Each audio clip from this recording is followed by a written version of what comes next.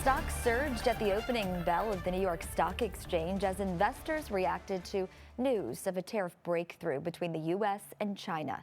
Both sides have agreed to substantially lower their tariffs as negotiations continue over the next 3 months. And it comes as the president also is announcing a plan to lower the cost of prescription drugs. Natalie Brand has more from the White House.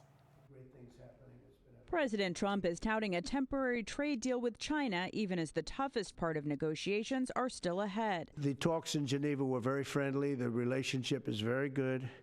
We're not looking to hurt China. Under the agreement, the U.S. will lower its 145% tariff on Chinese goods to 30%.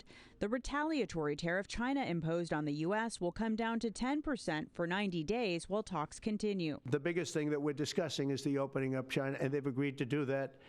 But it's going to take a while to paper it. You know, that's not the easiest thing to paper. Ongoing negotiations are expected to address the U.S.'s nearly $300 billion trade deficit with China, unfair trade practices, and fentanyl. As long as there is good faith effort, engagement, and constructive dialogue, then we will keep moving forward.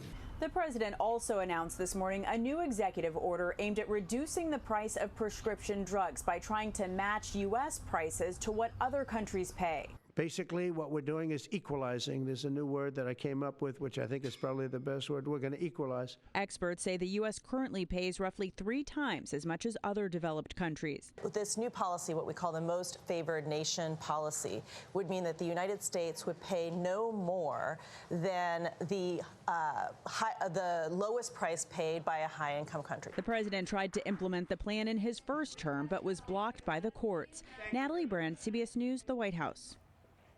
The pharmaceutical industry issued a statement calling this a bad deal for American patients. Drug manufacturers say the directive could limit access to medications for Americans and would likely lead to cutbacks in research for new drugs.